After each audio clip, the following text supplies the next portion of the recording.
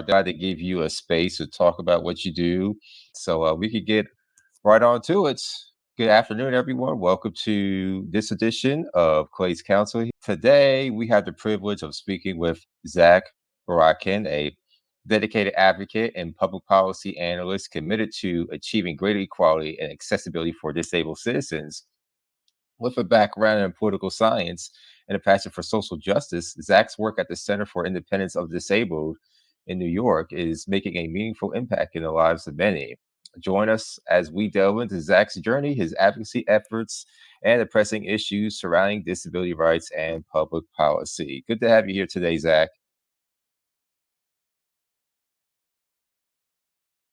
Thank you for having me. Can you share with us your journey and what inspired you to become an advocate for policy change to achieve greater equality and accessibility for disabled citizens?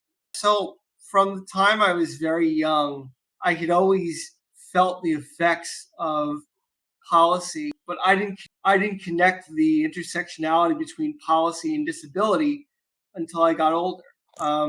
So, for instance, in my education, I was given what was called an IEP, or an individualized education plan.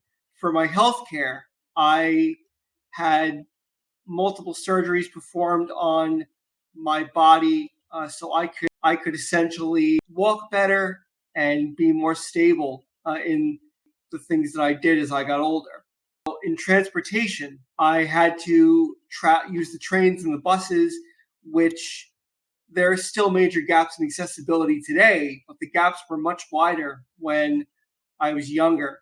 So everything from transportation to education to healthcare to my environment, I went through all of those experiences, but again, I didn't connect the intersectionality between those policies and my disability until I was much, much older. And that's what really kind of ignited my advocacy, not just for the disability community, but for the community in general, for everybody. Now, as a public policy analyst and outreach coordinator, what are some of the key initiatives or projects you've been involved with at the Center for Independence of the Disabled in New York? So, my role at Sydney, as the acronym is called, is a coach for people that have basically transitioned out of the nursing home for the first 2 to 3 months. And these are people that were placed in nursing homes for one reason or another. And this was during the height of the pandemic. So I'm talking to people that have been in the nursing home for at least 4 to 5 years. And what I do as a coach is I like to say that a coach teaches you how to swim, but he doesn't actually get in the pool and swim for you. He Sure. basically says, use your legs to kick, use your arms to move, but it's up to the person swimming, what they want to do. And what I do is I talk to these participants and I say, maybe you want to keep a contact list of friends or relatives or of people in your neighborhood, in case of emergencies. You might want to start a list of places you want to go, activities you like to do, so you can keep yourself engaged. If I don't talk to the client directly, I talk to their caregiver. I talk to their relative. If they have Alzheimer's disease, or if their disability is so severe that they cannot function on their own and require assistance, I make sure that their senses are engaged and that they are engaged even if they themselves cannot fully engage. In your experience, what are some of the biggest challenges faced by disabled citizens in accessing public services? What policy changes do you believe are necessary to address these challenges? I believe that the challenges, from stigma on the disability community to lack of literal access to those resources. So let's take the subways, for example. There are over 400 subways across the city. Only about a quarter of those stations are accessible under the Americans with Disabilities Act. If you're a disabled rider and you can actually get on the train, you might have to go a few stops ahead of where you're actually going because that station you need to go to is not accessible, and it might take you longer to get to where you need to be. That's one of the challenges. Another policy challenge I see is lack of access to information. There might be accessible things for you to do in your neighborhood, but the information for you to know about it is just not out there. Consequently, the person doesn't know about it and they don't get an opportunity to engage. The third challenge, which I think still goes unnoticed, is that even when people with disabilities are given a chance to engage with their able-bodied peers, they're only given a seat at the table and their stories are not really heard because they get lost in the general discussion. That's a big, big challenge to the disability community. And an example of this would be in the area of voting rights. There are devices to help people with disabilities vote called ballot marking devices. They are used to adapt to a person's disability, whether visible or invisible. If the person has limited use of their limbs, the person can use their mouth to blow on something, and it would basically count their vote in that way.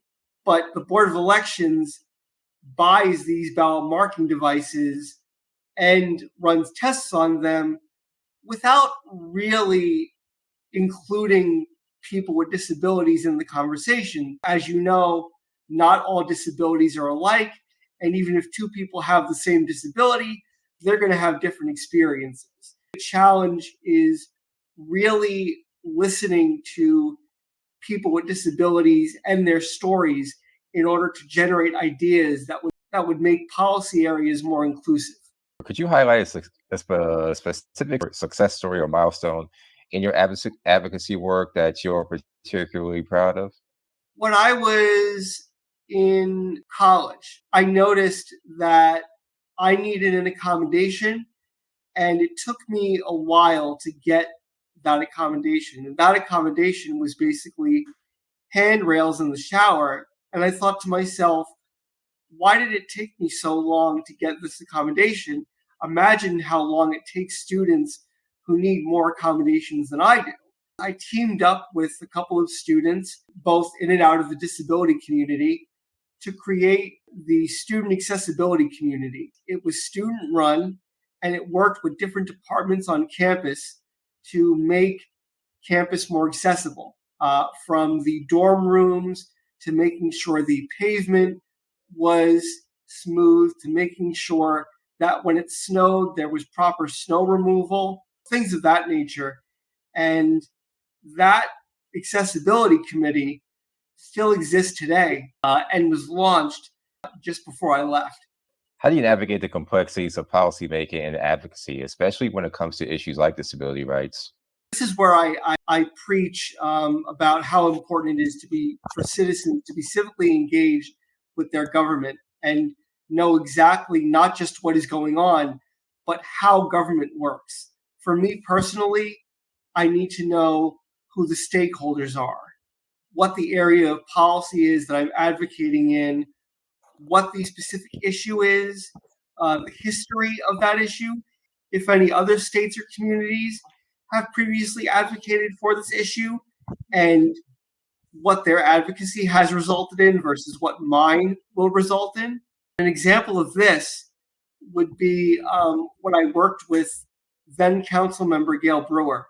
I worked in her office from about 2011 to 2012, and one of my accomplishments was creating a policy where people would have access to water fountains while reducing the need for plastic bottles and reducing pollution. This policy took a year to make. Out of this policy came programs or where organizations would basically provide water fountains in the springtime and the summer for people to drink out of and refill their bottles. It would incentivize people to seek clean water and use less plastic, which just goes into a landfill and is burned and creates more toxins in the air that contribute to climate change and poor health. I see. Can you discuss the importance of community engagement and collaboration in driving policy change, particularly within the context of improving accessibility and equality for disabled individuals?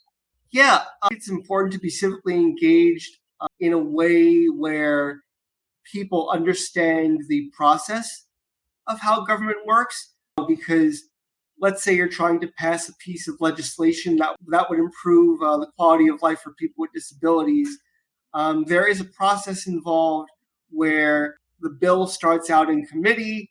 You have to know who the members of that specific committee are, and you have to talk to them and advocate in a way that gets them to push the bill out of committee. And then the next place it would go when it's out of committee would be on the legislative calendar. And after going on the legislative calendar, it would go to the floor of the state assembly. If it's passed in the state assembly, it would go to the state senate, and then it would go back to the assembly, and then it would go to the desk of the governor, where they can either pass it, veto it, or send it back. So it's really all about knowing not just who the players are, but how the process works.